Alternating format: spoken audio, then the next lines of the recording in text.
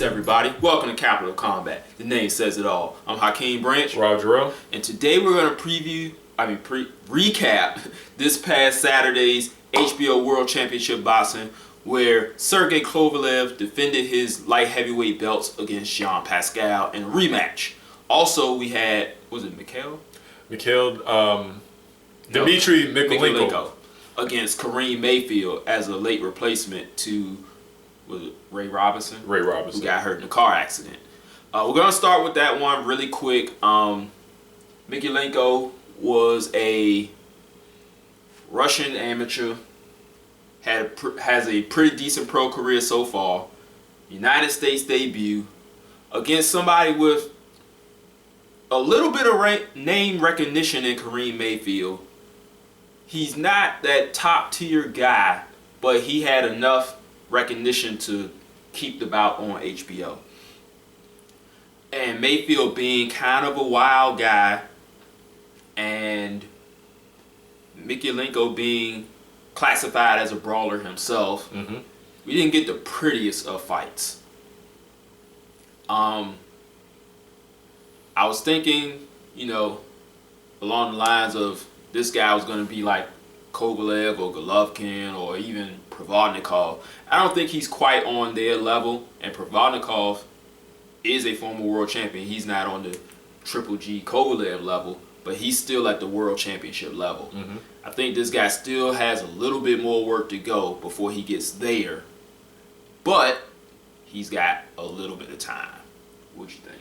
Yeah, he came in and did exactly what he had to do. Kareem Mayfield, unfortunately, wasn't in the best possible shape. He only had 2 weeks of preparation to get ready, and we know you need 10 to 12 weeks to get ready for a fight, especially something that's on HBO broadcast. So what did we get? We had a guy in Kareem Mayfield who came out at the beginning of, at least for the first half of the fight, come out early and charging his way toward Mikulenko, trying to put pressure on the pressure fighter. But that would only last for maybe 30 seconds to a minute. Then Mikulenko would settle down, start pumping the jab, and just continually put pressure using his footwork, using his jab on Mayfield, who was mostly fighting off his back foot, and then when he got inside would tie him up, kind of smothering his own punches. Unfortunately, he's always had that problem. Right. But unfortunately, a lot of those punches, a good number of them, even though he wasn't throwing a lot, was still landing. Yeah, so we'll see what comes up from him next. He's in a very stacked division. A lot of names that he can fight, and he can make a name for himself really quickly if he gets like 1 or 2 statement wins. So we'll see what happens next with him. On to the main event. We had Kovalev-Pascal challenging Sergey Kovalev for the second time for, I think he has 2 of the 4 belts, correct? Sergey Kovalev. I believe so. Because Adonis Stevenson has a WBC and some random person has like... Is it not shooting off? Is it Chilemba? No, Chilemba just lost. He lost to Pereira? Yeah. No, he lost to Alvarez. If I'm not Oh, mistaken. yeah. What's the other guy? I think he's from Russia as well, but I think he fights out of Canada. Tom Beterbiev? Doesn't he have one? No, he's in line. He's in line. There's a lot of guys in line. But this is what happens when you have like 4 belts in every weight class, and then the WBA has like 6 champs for their one sanctioning body. But they're working on shrinking those according to them. Right. But moving on. Yes. In our preview video, I said that I think that we would get the exact same fight as the first fight because of the training style of Freddie Roach, the time of work that Pascal has put in boxing to not really be able to learn and implement things in one short training camp, and Sergey Kovalev being used to Pascal style. Sorry about that. We actually got a little bit less of what we got in the first fight because Pascal offered nothing in this fight. He never got his jab going.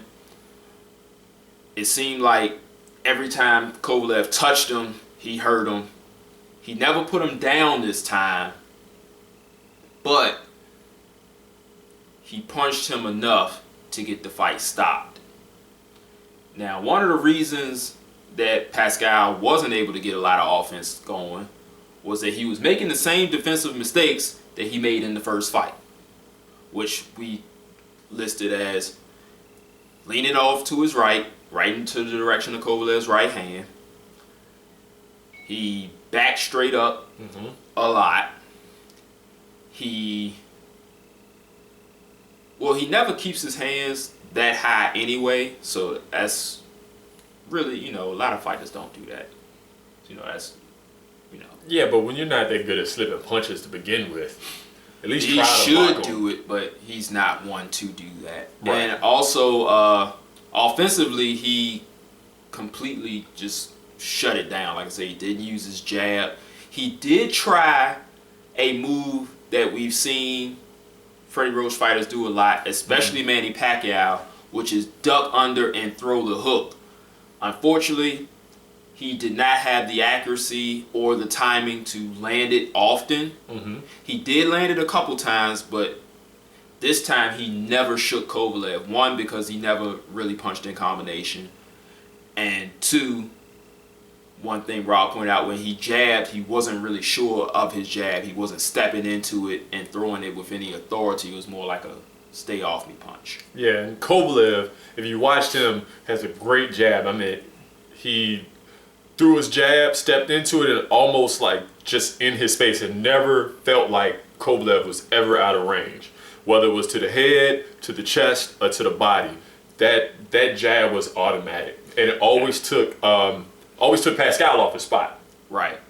But there were a few times that Kovalev did lunge in and kind of muffle his offense, but it was few and far between when Pascal actually did decide to move laterally or step out of range to try some of those defensive maneuvers. It was just that he knew the power of Kovalev going in, and Kovalev got to him a lot earlier this time. So I think he kind of put Pascal's offense on the shelf earlier than he did last time. I think Pascal had a little bit more belief in himself the first time than the second time, and it was just kind of like Eric Morales Manny Pacquiao 3, if you remember that fight.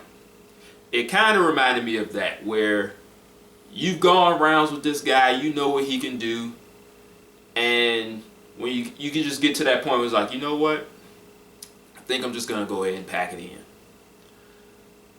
Now, a lot of people are going to give Pascal trouble for that, but he did go back in the ring with Sergey Kovalev knowing how hard he hit, knowing how good he was, and he did try as best as he could until he was mentally broken. Sometimes fighters just get mentally broken. That happens. So that should be a credit to Kovalev and not a knock on Pascal, because we know that Pascal has heart. And Kovalev took that heart forcefully. Pretty much broke him down by the third round, if you ask me. Yeah, by the third round, Pascal was throwing maybe 10 punches around, if that. Really trying to look for counters that weren't there. Credit to Kovalev and John David Jackson for that game plan to not have the counters there, because he got countered frequently in the first fight. Right. The second fight, those counters were not there anymore. Think about that. Adjustments. Sergey made them. I think people are starting to catch on that this guy can box. He's not just a power puncher. He's a boxer that hits really hard, which makes him a problem for anybody in the division. That's not to say he's the best or he's unbeatable, but he is a problem for everybody in the division. It remains to be seen whether he's the best, because they have some political things, and he's got the best super middleweight now in his division, and they're aiming for a collision course. So that will do a lot to determine. That'll answer a lot of questions about both fighters, and that's the direction it looks like we're heading. You got anything? I've got nothing else. Now we're looking at to see if the Kovalev-Stevenson fight can be made, which all signs point to no. Yeah, I don't think that's happening. It's just too much 50-50 split. What channel it's going to be on, yada, yada, yada, who's getting what. It's like Pacquiao Mayweather without any of the fame and accolades. Pretty much. Yeah, like these guys haven't done anything on those guys' level, but they're playing the same games like they can. And they're both finding out that it's not really working. Politics. Yeah. But we also know that we can also look forward to the end of the year that Kovalev will be fighting Andre Ward. That's already set in stone. We can look forward to Andre Ward having 2 fights before then, and we can look forward to Kovalev having 1 more fight, more than likely in Russia, before the Ward fight. Unless Andre Ward goes all Derrick Rose on us again. Let's hope that doesn't happen, because he needs to have rounds in the bank, I personally feel, in order for him to have a chance. Because if you're not getting hit, and then you get hit by Kovalev, it's a problem. But if he's in there, he's fighting Sullivan Barrera in March. Sullivan Barrera is a very strong fighter as well. That'll help. So we'll see how that goes. That's it, guys. Hope you enjoyed this recap. Leave any comments you have below. Like this video. If you have not yet subscribed, check us out on Facebook, Google+, Instagram, CapitalofCombat, CapitalofCombat@gmail.com. If you got anything you want to hit us up with privately, we'll get back to you, and we'll see you guys in the next episode. Peace. This is round 1 and you've already lost. They don't seem to see that everything we've done is coming and cost. My fists are on fire, I perform till I perspire. My demons are in a rage, keep thinking that it's a game. I kick crime, hurricane, I told them I don't play, I'm liquid. Black Street Fighter.